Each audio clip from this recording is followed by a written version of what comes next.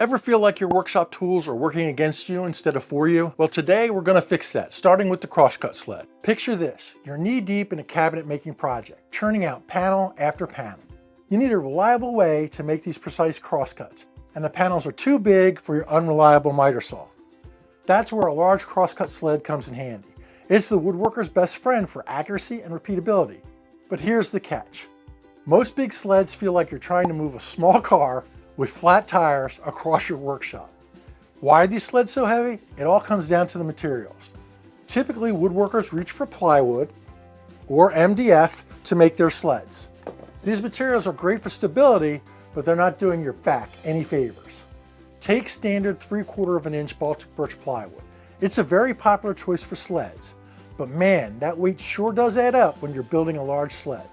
So, what do woodworkers do? They build or buy smaller sleds just so they can avoid using that heavy sled. Let me show you what I mean. Here's a mini CrossCut sled I built. Cool story. For small parts because I didn't want to lug out that heavy CrossCut sled. Many woodworkers build a panel sled, which has no utility for repeatable cuts, but it's a lot lighter than most CrossCut sleds.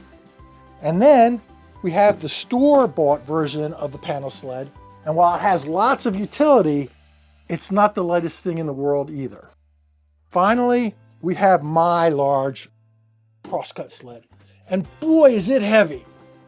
It comes in a whopping 40 pounds, and I don't know about you, but that's a lot more than I want to be lifting regularly. So now that we know what the problems are, we can do something about it. We're going to create a CrossCut sled that you'll actually use and doesn't leave you feel like you've just finished a weightlifting session at the gym. Let's talk about the order of operations for our new sled. We need two fences, a primary fence where our materials will register square against, and a secondary fence that holds the panel together. These fences are crucial, so we'll start with them first. We're going to use two 3¼ inch thick strips of plywood for our fences. The primary fence will be 4 inches wide, and the secondary fence will be 8 inches wide. And to accomplish that, we will cut them out on the table saw. Now, we need to glue these strips together to get the right thickness, but we just can't clamp them right up. We need them to be as flat as we can make them.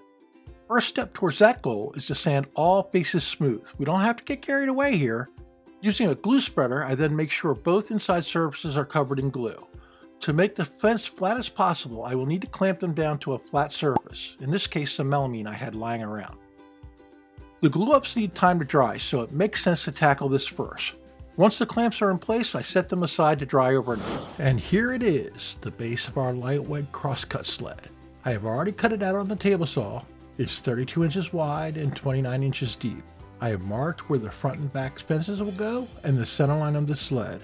First, we need to create a template for our cutout design, and this is what I came up with. As you can see, I have marked out the features such as the miter slots and the table saw blade area. And this helps us visualize where we can safely remove material without messing up the sled's structural integrity. With the template firmly attached, I'm transferring that design onto our plywood base. With our design marked out, we're ready to start cutting. Okay, here's where things can get a bit tricky. We're going to use a drill with a small Forstner bit attached to it to make starter holes for our jigsaw. If you want clean holes and not splintered ones, I used a scrap piece of MDF as a backer to help prevent tear out. These are speed holes. They make the car go faster. Keep in mind that we're not just making pretty shapes here. Each cutout is strategically placed to reduce weight without compromising the sled's performance. You know, I wish I could shed my excess weight this easily. Now that we have our starter holes, we can break out the jigsaw. Now, I know some of you might be nervous about using the jigsaw on plywood. Don't worry, I've got a tip for you. Try to cut just inside your pencil line. You don't have to be close, maybe 1/16 or 1/8 of an inch away from the line. This gives us some wiggle room when we clean up the edges later. All we're trying to accomplish is removing as much material from the inside of the cutouts as we can, so we don't have to remove a lot of material in our next step. Speaking of which, we need to attach our template that we use to lay out the holes with double-sided tape and screws. That's so we know it won't move on us. We're going to use the router with a compression bit from Bits and Bits, #not-sponsored, to smooth out those rough jigsaw cuts and get a nice clean edge on our cutout. The ball bearing rides along the template and duplicates the cutout exactly in our base. After we route out all the cutouts in the base, we can head back to the assembly table to remove our template from the base. We start by removing the screws and the blue tape, and pry the template off so we can admire our smooth cutouts. Diddly doing, neighbor. Holes in my car makes it go faster. Alright, let's start with that far end fence. First thing we'll do is lay down a center line. That'll be our guide for everything that comes next. Once we've got that into place, we'll use it to line up our fence template. Then, grabbing a sharp pencil, we'll trace the outside shape of the fence. Then, we'll move on to the inside patterns. I really enjoy this part. It's like playing connected dots, but for woodworking. If you like the design for the base and the fences with these cutouts, you can grab the plans for the templates on my website. I'll drop a link in the description below. Okay, let's head over to the table saw to make the straight cuts of our pattern. The first cut will set the height of the fence. For the middle parts of the fence, we'll make some stop cuts to get those straight sections. And then we'll make one big long cut for the bottom of the fence. To cut the outside curved parts of the fence, we've got two options, the bandsaw or the jigsaw. Both will work just fine, so use whatever you got. I ended up going with the bandsaw. I started it out by making some relief cuts on the curves, then just stayed on the outside of my line and cut it out. Remember how we lightened up our base? Well, we're going to use a similar trick on this far end fence. We'll move to the drill press with a Forstner bit to make all of the starter holes, or speed holes, as Homer might say. Now we can switch to the jigsaw to remove the remaining material for our cutouts. Once that's done, we can reattach our template to the fence. Our next stop is the router table. We'll use the router to clean up the cutouts on the inside of our fence and smooth out the edges of the outside of the fence. I also started with the inside cutouts, and since I am removing a lot of material, I also reduced the speed of my router. To relieve the pressure on the router bit, I took small passes until most of the material was removed. Take it slow and steady, it's not a race. With most of the material removed, I did a finishing pass. It's like giving our fence a nice clean shave. Now let's move on to that smaller front fence. First we need to cut a rabbet for our T-track.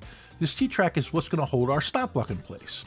Second, we're going to add a small chamfer or camper, depending on how you want to pronounce it, to the front bottom edge. You might be wondering why we need that chamfer. Well, it's all about dust control. When you're making cuts, sawdust can build up against the fence, and this gives it somewhere to go. It's time for a little assembly, and we'll start by attaching the front fence to our base with some glue. Once we have a nice coat of glue on the bottom edge, we can get it into place and clamp the fence to the base.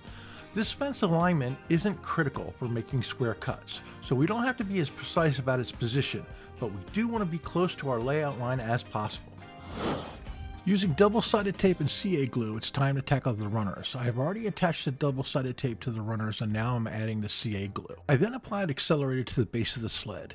Then, using my table saw fence and a clamp down straight edge to help me position the base correctly, I dropped the base down onto the runners.